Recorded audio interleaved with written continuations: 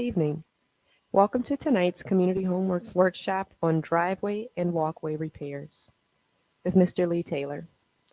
Community Homeworks is on a mission to empower our neighbors to sustain safe, dignified, and safe homes. We get our fundings from foundations, grants, and people like you. So if you find value in tonight's workshop, please don't hesitate to make a donation at our website at communityhomeworks.com. Our workshop tonight is driveway and walkway repairs with Mr. Lee Taylor. All right. So yeah, tonight is going to be about driveway and walkway repair. We say walkways because city sidewalks usually are a totally different thing, and we'll get into that a little bit later. If you have questions while we're working on this, please feel free to put them in the comment section, and we'll be able to hopefully be able to answer them.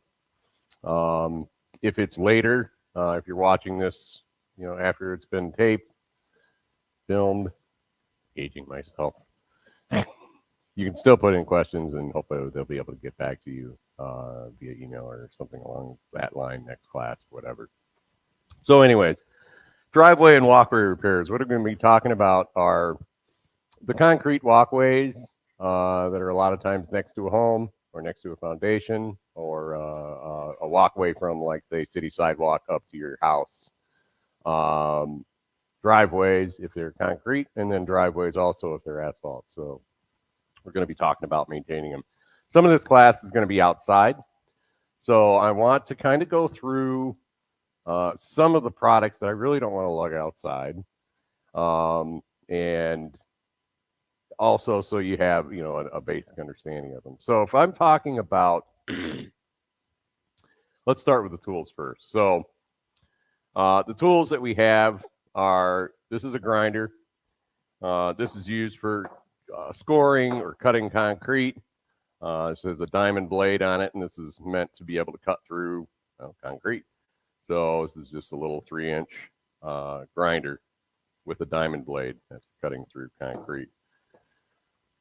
We also have a larger version of this. This is just your standard circular saw. So if you can't get your hands on a grinder, you can work with a circular saw with a diamond blade.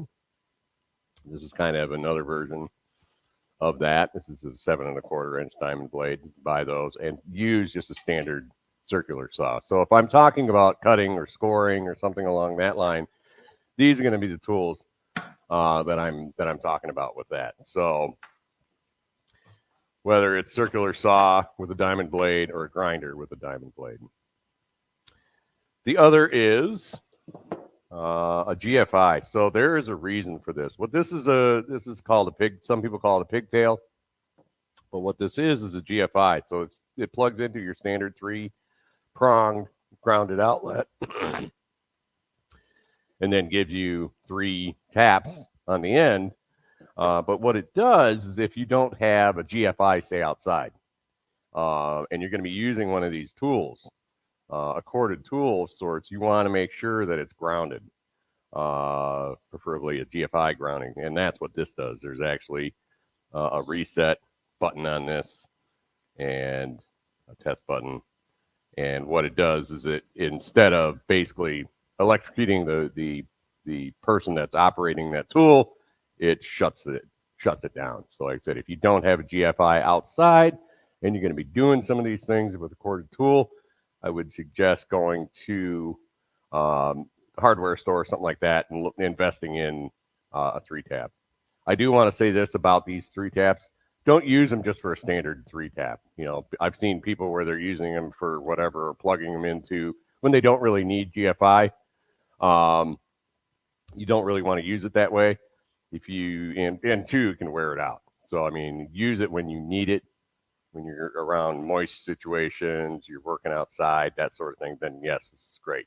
You don't want to use this inside where you're not needing that GFI protection. So a GFI 3-tap, that's what that is. The other things we have are your standard, this is just a dry mix of concrete. So if I'm talking about mixing concrete up, that sort of thing, this is what I'm talking about. There's also this is a quick setting cement. This is for like patches and stuff like that. So like I said, there's a lot of different types of cement out there. If you're in a situation where you're having to, do or replace a section of concrete, if you have a hardware store that you trust, great. If you're not sure, you can do research through the company or whatever, along that line. I personally sometimes like to be able to go to, if you have like a concrete supply company that, that supplies not only like bulk concrete, but a lot of times they'll sell side products and tools and stuff like that. And they will be able to help guide you a lot of times if they sell to the public. So, like I said, it just depends on what you're doing as far as what type of product you're going to be using. But this is a basic concrete mix. So, and then this is a quick setting concrete mix. Some of the other tools or products are for cracks. So that's these two. Real difference with these is one is kind of set up for horizontal surfaces, so like the side of foundations, that sort of thing. And then others are more of a horizontal, like a walkway or something along that line. So if I'm talking about caulking a crack, these are two versions of that you can put in a caulk gun. Here's another version that is actually pre-done, and it just comes this way, and you end up cutting this top off and be able to squirt it into the crack and stuff. And we're going to go over that outside. So that's another version of that. The other thing is a lot of times if you're putting a patch on, and I'll talk about this also, if you're putting new concrete against old concrete, so you've gone through the steps to be able to prep it, everything else, a lot of times you want to put like a primer, and it's just like a primer in a sense for paint, but it's for concrete. And what it does is it helps that new concrete bond to that old concrete. So it's a brush on style. Looks a lot like milk. You dump it in something and brush it on, and I'll go over that sort of stuff too. But that's what that is. So, and again, I'm doing this because I'm lazy. I don't want to load all this stuff outside. So, the other thing is this. So when you're dealing with concrete or anything that contains silicon, that's concrete, that's tile, that's a lot of different things. You need to keep in mind that silica is one of those products. It's a natural product that can cause silicosis, and it's not a good thing. There are actual rules out there in the world as far as OSHA standards protecting the people that are around it, the workers that are dealing with it. It's just a bad thing. It gets into your lungs. You can look into it a lot more. But if you're working with that, you always want to try to control the dust. And that dust can be anything. Cutting, and we'll get into more of that later. The dust from the bags. A lot of times you're going to see people dumping a bag like this, say, into a wheelbarrow or something like that to mix it up, and this big plume of dust goes flying everywhere. There are ways to kind of avoid that, because it's one of those things that you just want to try to minimize. And then also, too, you should be wearing an N95 mask. And due to COVID, most people should know what that is. So, having that, a nice tight fitting mask that is N95 rated is going to help be able to keep that stuff down. But the easiest way to remember it is keep the dust down. So that's going to be the easiest thing to remember. With that, we're going to head outside, and I'm going to show you some stuff out here. And I'm going to carry the stuff that I actually can carry. I had to open the door for the camera lady. All right.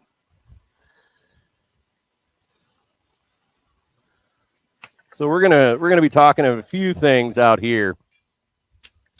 I'm gonna show you a real common a real common thing that happens. So we have, your gutters and your downspouts coming along here, and we can pretend like this is your structure, this is your building, your house, whatever, and you have a downspout that's dumping water, and it flows across the surface. And is that an issue? Yeah, it can be. And sometimes people want to be able to put this and run it underground. So how would you do that if you had a concrete pad or concrete walkway? So what you're going to want to do is, this is where you would get a chalk line or even a pencil or something along that line, and you want to mark out how big of an area you're going to cut out, because what it's going to happen is we're going to mark out, and we want it to be wide enough, because what we're going to end up doing is putting something like this. This is a 4-inch drain tile. This is perforated, meaning that the water can go through. A lot of times the perforated ones have this sock on it. You can use solid also. But what it will do is that, you remove the concrete. We'll get into that. You're going to lay this in. There's a connection point up here. You'll end up cutting this gutter a little bit and putting a connection point there that makes it so that leaves and garbage don't get down in here. And then you run it out to wherever, to a pop-up drain, so that the water can come down through the downspout underneath and then pop up out in an area that is out of the way. And then you'll be able to put the concrete back on. So that's a nice, simple way to do it. And there are, like I said, there's multiple ways to do it, but this is one way I've done that's really nice. So again, when when you mark that out, you want to, hey, Tiana, sorry, can you grab one of those tools? I don't care which one. Doesn't matter. I did forget to grab something. What you want to do is, you get it marked out. You want to have that means of dust control. So whether it's you wet the surface down, sometimes you can rent machines that have like a little water applicator or something. Sometimes it's, just having another person there with a fine mist from a garden hose, something to keep that, that dust down. That is the other reason too of having that GFI, because, thank you. Because what's going to happen is that you're dealing with, good old electrical and water, right? So, if you do have somebody misting, you don't want them like spraying the tool and stuff. You want to make sure that you're plugged into that GFI. So once you mark it, you do like a chalk line. Yeah, I see you have a chalk line. Thanks. So you have a chalk line. This is nice red, and you can easily snap it. And if you're working by yourself, it can be a pain. You can go like this, snap it out so you have a nice line to be able to work off of. I'm not going to actually do this. But this is where it can get a little tricky, because if you're using a circular saw like this, you have to do what's called a plunge cut. And what I mean by that, and we talk about this in power tools class and in flooring class. So what it is a situation where you can start, usually I'm going to start on one end or the other. I'm just going to do this to be able to show you what's going on. I'm wearing my safety glasses. I have my means of controlling that dust. And what I'm going to do is I'm going to line it up so that blade touches my mark. I'm going to tip this up. You can see how I'm holding this guard down like this, and I have my hand on this handle right here. I'm going to start that trigger, and I'm going to slowly cut into that cement. Now, do you need to cut it at a full depth like this? No, not really. If you're cutting down an inch or so, that's good. So you can adjust this depth, and we talk about that in power tools class. But anyways, you get it down to where it's at the depth you want. Plunge cutting it down to that depth. And then what you're going to be doing is continue with that trigger, holding that trigger and pushing it along. And it is going to go slow, I will tell you that. Those diamond blades, it does cut, but it takes a minute. It's not like cutting wood. but you want to keep good control of the saw. The other is don't take your hand off of it. And I said all these things we talk about with how these will like to kick occasionally, that sort of thing. They all apply the same thing as far as working with concrete. So the best thing you can do with that, like keeping your dust down, have your safety glasses on, keep hold of that tool. If you have to stop cutting for some reason, say you want to let that blade cool down, take your hand off that trigger, but do not take your hand off of those tools. Wait until that blade stops. And then if you have to do something else, I wouldn't even get into pulling it out. If you're not in a situation where it's going to be in the way, I would just unplug it and let it rest for a minute or do what else I needed to do.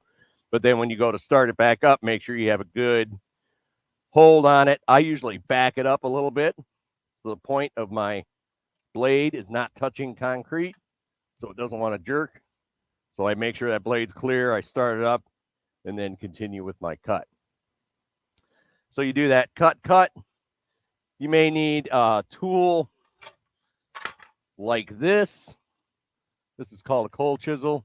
This is a small one. There are larger versions of this where, I won't be able to get very close up to the foundation. So, if I cut and get as close as I can with this, you can use a sledgehammer or, depending on how thick your concrete is. Usually most walkways are about 3.5 inches thick. It's about the width of a 2x4. They can break out relatively easy. Sometimes you have to dig it out a little bit just to get a void underneath it to be able to break it, and then break it along and break it out and get up to the structure that you're working against. That's where you use a cold chisel, and you get in there. I'm going to wreck their sidewalk a little bit, but you can get in there and you can kind of chink out, you can break out little pieces. And I said, that's what these are nice for. Don't use a regular wood chisel. It'll totally destroy it. But that cleans it up out on the edge. So you get that all cleaned up. Then what you're going to do is you're going to connect up your drain line. You'll dig out however far you're going to go. You're going to cut this. We talk about this in downspouts, gutter and downspout repairs. Cut this with your hacksaw. Put that connection point. I'm sorry I didn't have that, but I'll try to remember in one of these other classes to bring that out. Connect that up, put your zip screws in, lay down your tile, get that all set. You want a little bit of a slope. You may need a 90 on this or something along that line also. Some people just kind of bend it up this way, and that's fine too. I like it a little cleaner, so I'll put a 90 on there. Get that all set. And then what you want to do is when you have this laying in that trench where you cut that concrete out, you want to pack in sand. So you can buy sand as far as like, if you're doing a small project like this, if you buy 2 or 3 bags of like play sand or something along that line, that works. You can use it as a base. You can lay it in, tamp it down, and create that slope with that sand. And then you can use the sand to go all the way around it. You want that sand to be tamped down. The reason is you don't want it settling underneath this concrete. It's going to cause problems later on if that soil that's underneath settles out. It's going to let that concrete break. You also want it packed well. So an easy way to pack sand is I'll put it in there. Yep, I'll tamp it with, and you can even use a 2x4 or whatever. It'll work just fine. Water works great. Put some water on there, have a 5-gallon bucket, dump some water on there. It'll settle that sand down and pack it down really good so it doesn't want to do any kind of settling later. Get it to where you want at about that 3.5-inch depth. That's about a minimum that you want for a walkway. If it's a driveway and you have vehicles driving on it, there you want about 6 inches, 5 to 6 inches, I would say.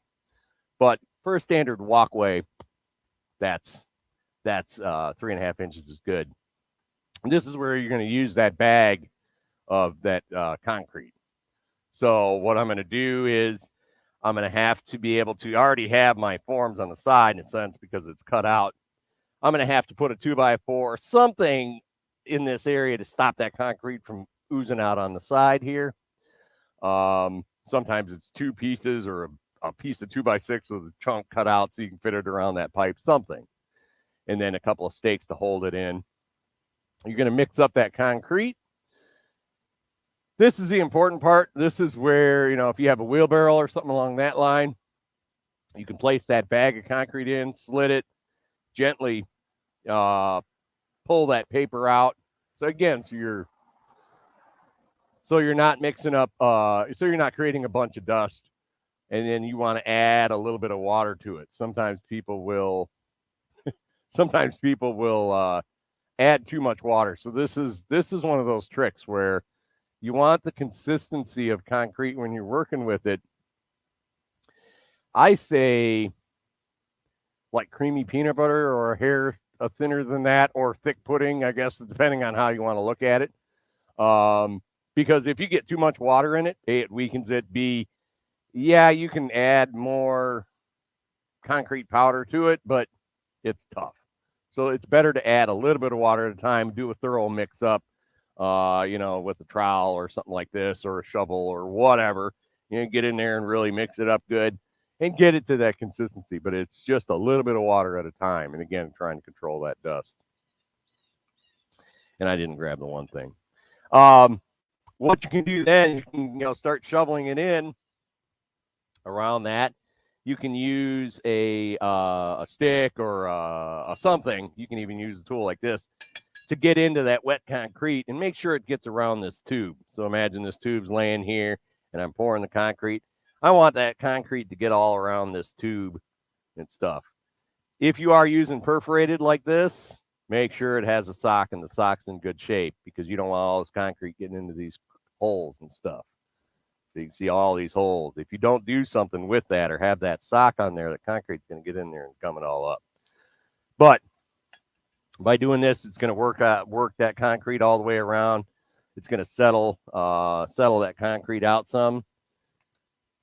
And then you can use a 2x4 on the top just to kind of screed it out, smooth it out. You're going to have what's called cream working your way up. The more you work with that concrete, the heavy stones and whatnot settle down, and then you get the lighter stuff that works its way to the top. You want to be careful that you don't overwork it. And you'll know, because if you get a really thin layer of cream on the top, sometimes you need to back off and let it dry for a little while. But you got to watch it. Concrete is one of those tricky things where when it starts setting up quick. There's another tool called a float. Of course, I forgot to grab it. And what that does is it smooths it out. So you can smooth it out, and then you can, once it's set up a little bit, you can brush it with a brush or something along that line to put a texture back on it so it's not slippery. I would suggest, if you plan on doing something like that, build a 2x4 box and go get a cheap bag of concrete and do a practice run to see how it acts. How much work you need to do with it if you've never played with it before. There's tons of wonderful videos out there. You can do that also. So you can make a little square and use it as a stepping stool or stepping stone or something along that line. But there are ways to be able to practice that before you get into something like this. Let it dry. Usually I say let it dry 24 hours or so. And then you're going to have your 2x4s on the edge. They may be stuck. You may have to get a hammer or something like that and tap the top of the 2x4 to be able to release it, pull that off, and then you're pretty much done. So, like I said, doing those sort of projects works out usually pretty good. And like I said, a little bit of prep and experimentation with a little square box or something like that works out well to be able to get that. What I want to say about the city sidewalks. So this sidewalk is right up next to their building here. We're not quite sure if this is a city sidewalk or not. We're getting two conflicting things, so it's something we can't really do, because in most areas, you as a homeowner can't just go out to the city sidewalk and start doing repairs on it. They're going to get after you about that. So this is one of those things where you're going to have to talk to the area you're in, as far as whoever's in charge of the city sidewalks, and ask them that question. If it's a walkway that's right up next to you, say your foundation or something like that, most of the time that's perfectly fine. It's when you start getting out close to the road, where you're not quite sure if it's a city sidewalk or if it's your own private sidewalk. So that's something you have to kind of keep in mind also. All right. Oh, I'm going to show you some things down here. So here's another good example. We'll pick on this guy right here. So we were talking about maintenance, sealing, and stuff like that. So you can see in this area right here where they've put a caulk in, right? It's where the sidewalk ends and the foundation or the building starts. So what happens a lot of times, and you can kind of see down the line. Here's another good example right here. This is just maintenance that needs to be done once in a while. You can see this. This is old caulk, right? So those caulks that I showed you inside, that's what these are. But eventually they're going to fail. So if you have a situation like that, where you have an area where water can get into, that's one of those things that you're going to want to be able to clean up. I'm going to do this down here because my tools are down here. I just wanted to show you that's a good example down here. So how do you work on getting that ready? So there's a couple ways. You can get in there. You want to remove any of that loose caulk like we did. So we can get in there and kind of clean out this sort of stuff. I can even usually get my cold chisel in there, or a utility knife or something, right? I want to get this cleaned out and remove that old caulk. Now, sometimes it's a huge gap. And the issue is you don't want to use tons and tons of that caulk. So you get the old caulk out. If there's a backer, that's what this is. If that backer's in good shape, fine. Use something to stuff that back in. You can stuff it back in, and you want it pushed down, because if it's too close to the surface, you're not going to have enough caulk there, and it's just going to fail. If it's, if you're needing to dig it down a little bit, take that old stuff out. You can buy some new, and they come in all different diameters, depending on the crack that you have, and you can stuff that in there. But you want, usually they'll say on that caulk, they'll say, needs to be an 1/8 inch thick or a 1/4 inch thick or something along that line. So the depth, that kind of gives you a rough idea. So remove your old stuff. If that backer's in there and it's too close and you can't push it down, get that removed. Figure out the diameter you're going to need. Then what you're going to be doing is you want to clean up this surface. So if you have pieces and chunks, this is where you're going to get your cold chisel and kind of clean up that edge. You can use, your hammer and get that cleaned up. Then you're going to put your new backer in there, put it in, tuck it down again, so you have whatever it's calling for as far as the depth of that caulk. Sometimes I'll get my wire brush and I'll get in there and clean off all that loose stuff. Because again, if it's loose, it's not going to hold.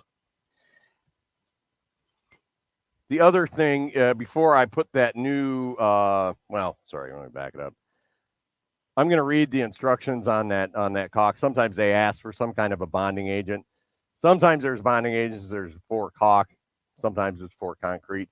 This is where I wouldn't use that concrete. The reason is that it needs to be able to expand and contract. You got two different materials. You got brick, you got concrete. They're going to react differently. So this is going to be expand and contract differently. So you need something that's flexible to be able to move. So that's where caulk is good. I wouldn't put concrete in here because it'll just break apart and fall apart. Get that cleaned up. Like I said, preparation is always the issue. Get that caulk in there. Smooth it out however you need to. Some people use a tool like this and smooth it out. Some people just use their thumb or their finger or whatever. that will work out. So those issues can be done where, you know, that meets up against a building. Other times you're going to see a crack, and I don't know how far we can reach with our tools that we have. Let's see. We're going to walk over here. Yeah, I'll show you this over here. We're going on a field trip.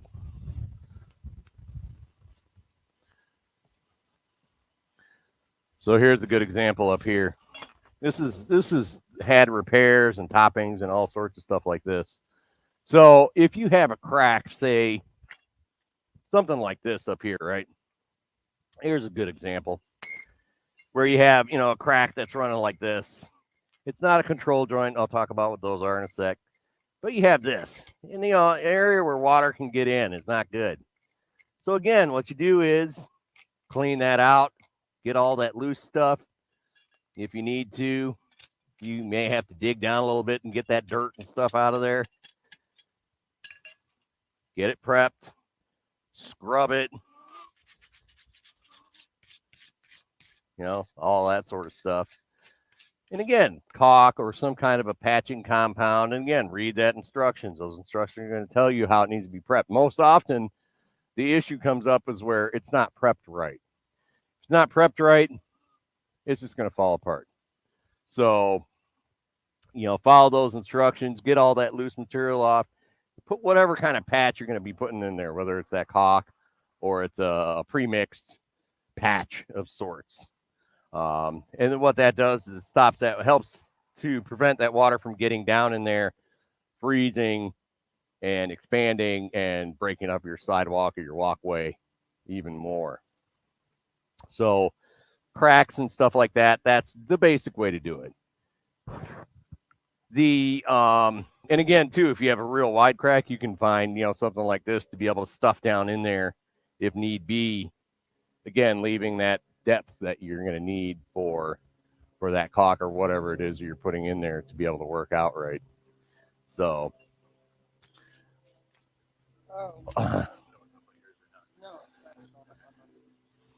are we cutting out? Oh. Do we need to go back that way? Yeah. Technical difficulties. Closer. Okay. Oh, technical difficulties. Bummer.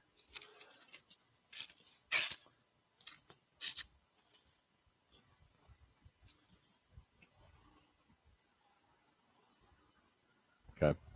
All right. So, you know, there's another thing called control joints. So these are sections cut into a concrete walkway or whatever that are designed to, you know, they're either cut into the concrete itself or cut into the concrete itself like this, right?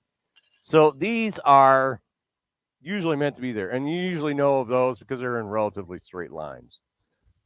That's the easiest way. And you don't usually want to mess with those. So you can just kind of leave those alone. As far as what you can do to help control some further damage would be to kill off, especially weed trees, at least in this area. We'll get into those cracks, and you see how these weeds are growing in here. The weeds don't necessarily beat it up too bad, but you get some of those weed trees where they'll get a hold and they'll really start growing in it. And I've seen it where the roots of those, like mulberries and a few others, can really get in there and start really tearing up that concrete. So if you see those, get them out of there. Boiling water, perfect way to kill them off. If you have a couple of rogue weeds and you don't really want to be spraying with chemicals, boil some water. Don't pour it on your feet. Dump it onto those weeds and they'll die. So yeah, natural, no nothing. So like I said, that's a nice way. And there's an example down there. It happens all the time. You should see my driveway at home. It's horrible. But anyway, So, that's a nice way to be able to control that. I need to see. And also, too, if you get that stuff, growing up next to your foundation, that sort of stuff, you want to get it out of there. And so you see these little weeds and stuff. It's where that water can get in. I do want to point out something here. I don't know if we can go down this far, but let's go see. You want to let us know if if we freeze up? Here's a good example right here. So we're almost getting into a totally different subject, but I want to bring this one up. So what this is called spalling. This is brick. And what this is that moisture got onto this brick, soaked in, and it freezes and it starts blowing out this brick. That is one of those issues. If you have that, usually a lot of times it's an issue of water coming and splashing up on it. Sometimes the mortar joints start to fail, so that's another one where you can actually buy mortar mix. And if your brick is in good condition, meaning it's not spalling like this necessarily, you can get in and mix up mortar and break out the old busted mortar and get in and put it in. There's an actual tool I could show you inside. Like I said, we're almost touching into a totally different class, but I just want to point that out, especially sometimes you have a sidewalk and you're going up to a brick like this. Sometimes you want to think about the order of things. Sometimes you may want to deal with the brick first before you deal with that sidewalk. And, anytime, if you're dealing with a walkway or something like that, and let's say you're replacing a larger section, you always want to make sure that if water does hit it, it's not running back towards your structure. It's running away from your house or your building or whatever it is. So I just wanted to bring that up. This is a real common thing that happens in those colder climates. Spalls out like that. And it may require a professional to come out to be able to remove that brick and actually put a new one in, that sort of thing. So another real common thing that happens is I just got to look and see what time it is what's called a tree heave. And what this is where you have a tree that's growing next to a sidewalk or a walkway. And what happens is that root, here's a good root right here, that root will grow underneath. And as that root grows, it pushes this whole concrete up, and you get what's called a tree heave. So this is where you have two different heights. And the issue is that, if this is your own personal walkway, there is a way to deal with that.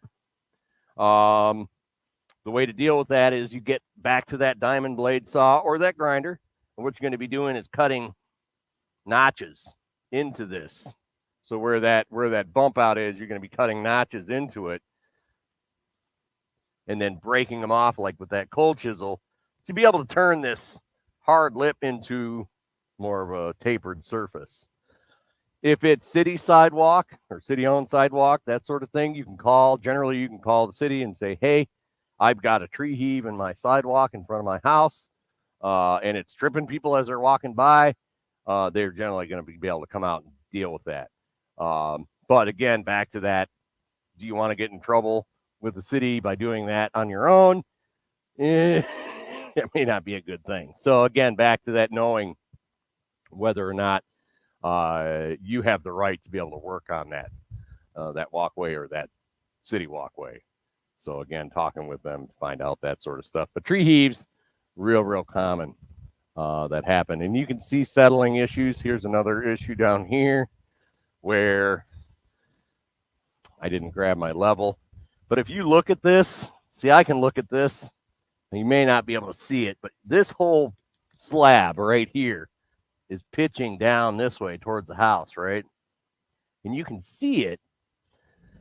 I can see evidence of it right here, where this slab sunk, this one didn't.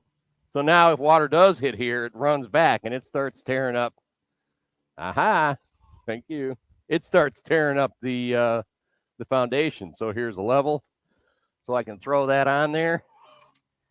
And you can see that bubble's way over here. And let's do this. You can see that actually has settled quite a bit, over an inch, right? Remember I was talking about that water tears things up? See how this is all really spalled out really bad? Here, it's all, that brick's almost gone. That one's almost gone. That one, those. So this is water damage. So again, if you have an issue like this, sometimes, if the concrete's in good shape, it's not broken up, that sort of thing, you can hire a company where they'll come out and they'll drill holes, and they'll either put a clay or like a foam, and they'll lift this whole slab up to make it so that it's going to drain that water away from that foundation or your house. So this is part of that whole thing of kind of paying attention to what is going on. And that boils down to how that base was set. Back to when we were talking about that sand, getting that sand compacted down so that it doesn't settle. That's a settling issue right there. So I think we're at a point now where we're going to be talking about asphalt. I do want to point out that if you have a concrete drive, a lot of this sort of same stuff applies. Whether it's a walkway or concrete driveway, they all are similar. So like I said, all those things that you can do can be transferred. The other issue is that if you have, say, an asphalt driveway. So here they got a nice asphalt driveway. The maintenance on that, time is it? Sorry. Okay. The maintenance on an asphalt drive is two things usually.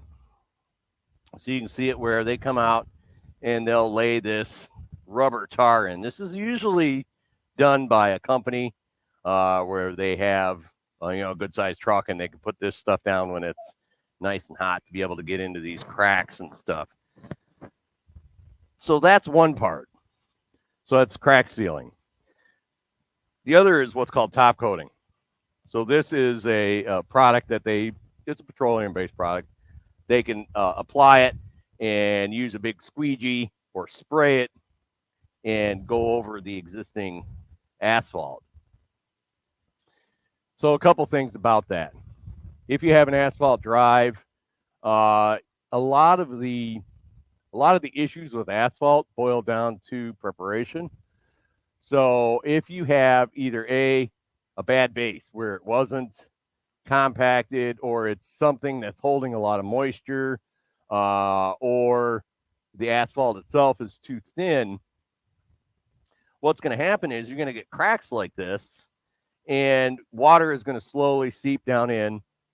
And if, let's say, what's underneath this, especially if it holds moisture, say it's not like sand or something that's going to drain out relatively easily, when it gets cold, it's going to heave up, and that asphalt's going to be doing this over and over again, and that's what creates these cracks.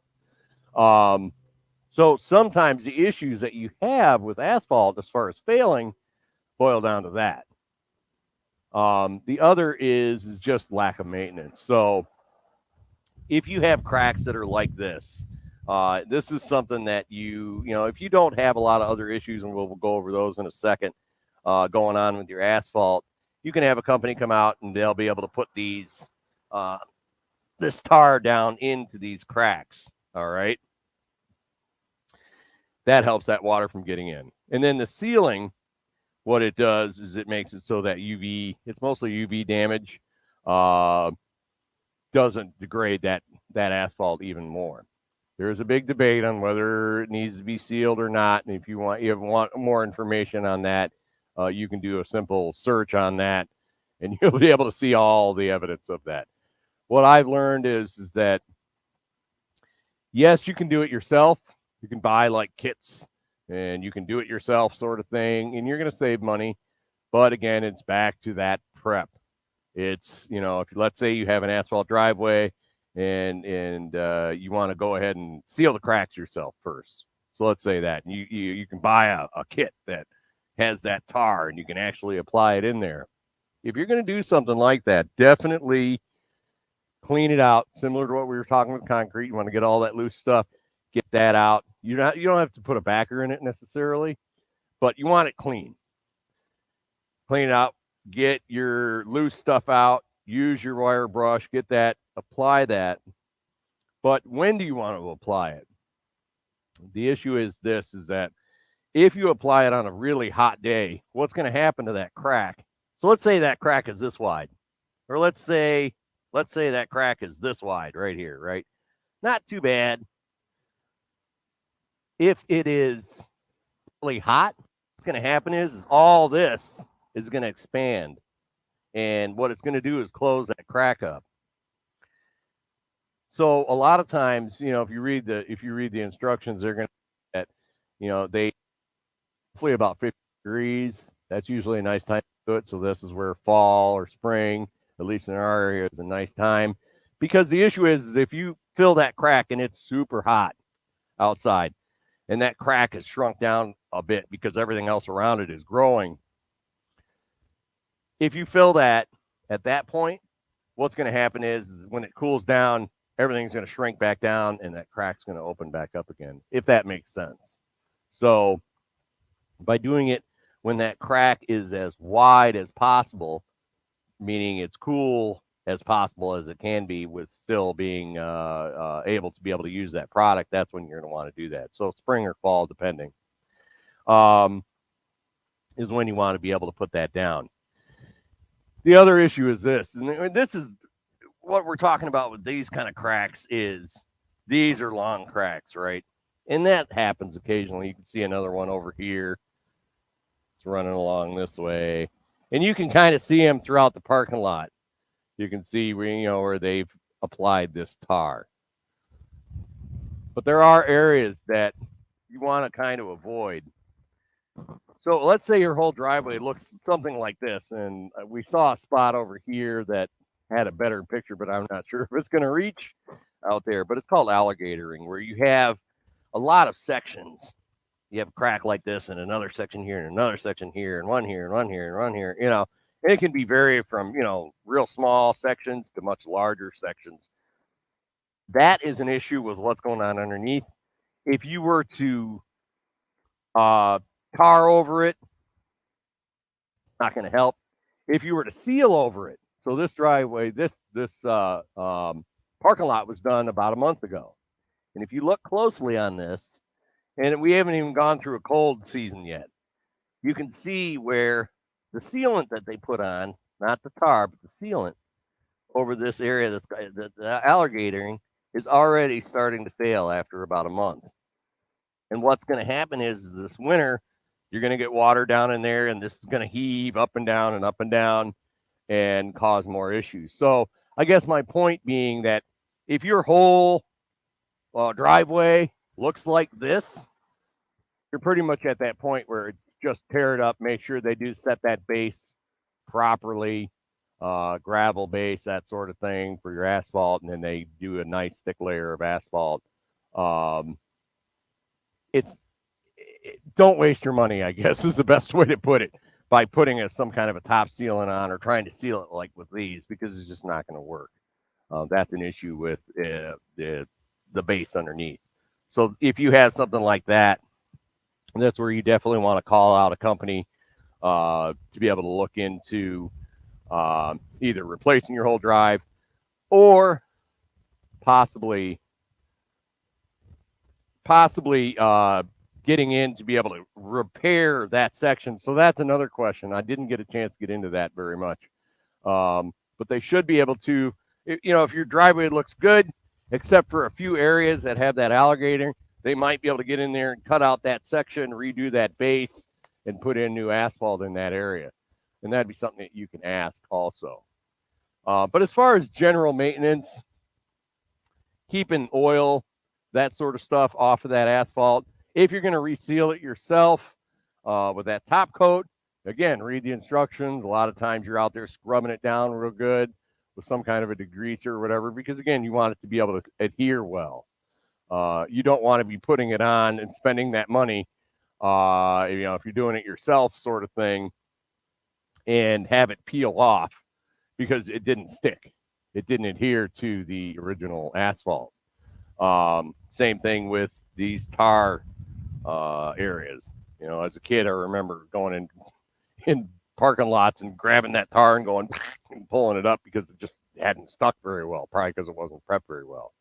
Bratty kid I was. But so there are those things. Like I said, so asphalt versus concrete, that's another question people ask. What's better? Well, it depends on how you're looking at this. It generally, and I'm saying as it stands kind of right now, asphalt is about half the price of concrete. But concrete lasts about twice as long. And as a general rule, concrete doesn't need as much maintenance as asphalt does. So, if you're in that situation where, you want to have some kind of a hard surface, start getting those bids and figuring out if, yes, that concrete may be a little bit more, but you have to look at it sometimes in a longer view of, I don't have to either reseal this or seal these cracks as often as I do with concrete. So maybe paying that little bit extra might work. Or I just need something. And I want it to be, I'm on a budget, but I need some kind of a hard surface. That's where asphalt comes in. But realize you do have that maintenance with it. So there's a lot more that we can get into. Again, please tune in for some of the other classes we've had. As far as flooring repair is that one where I really get into how to actually do that plunge cut. I think we set it up to where I can actually do it. I wouldn't do it with the diamond blade, but again, transferable to being able to use that tool for that. But hopefully that's worked out well for you. And I think we're at 6 o'clock, pretty much. 4 more minutes. Oh, man. Let's go in. So here is, let me show you. Now, if we got a couple more minutes, I'll show you some other things here. What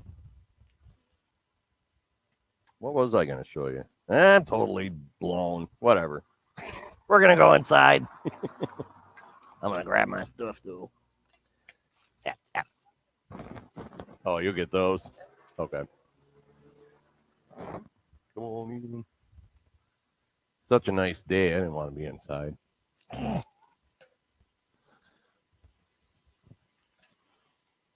right.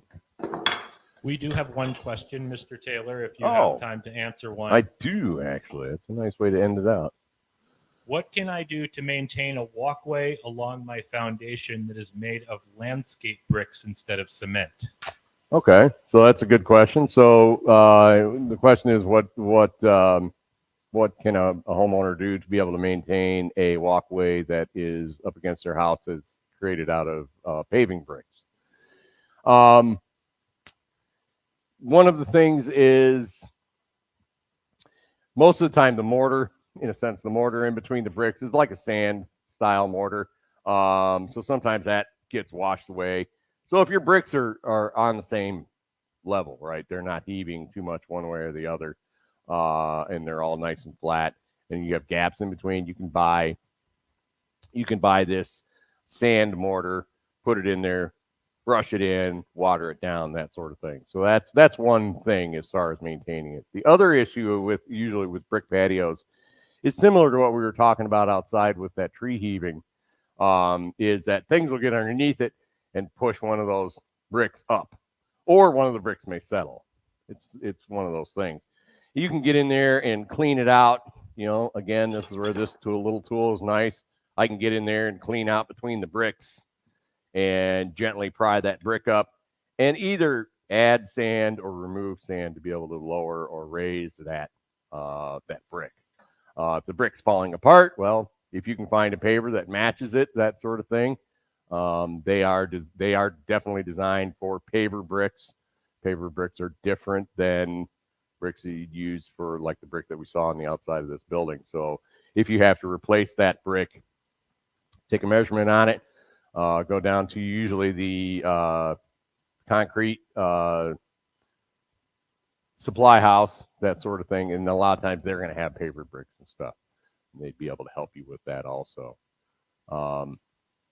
If you're having an issue where that whole thing is settling, similar to what we were talking about out here, where that sidewalk actually settled down, you can remove those and then add sand and whatnot and be able to relay those bricks to be able to get that pitch away from your house. Those are usually the three things. So hopefully that answers your question. I think we're done.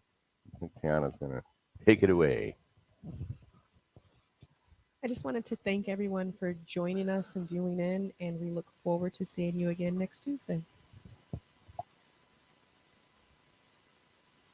Done. All right.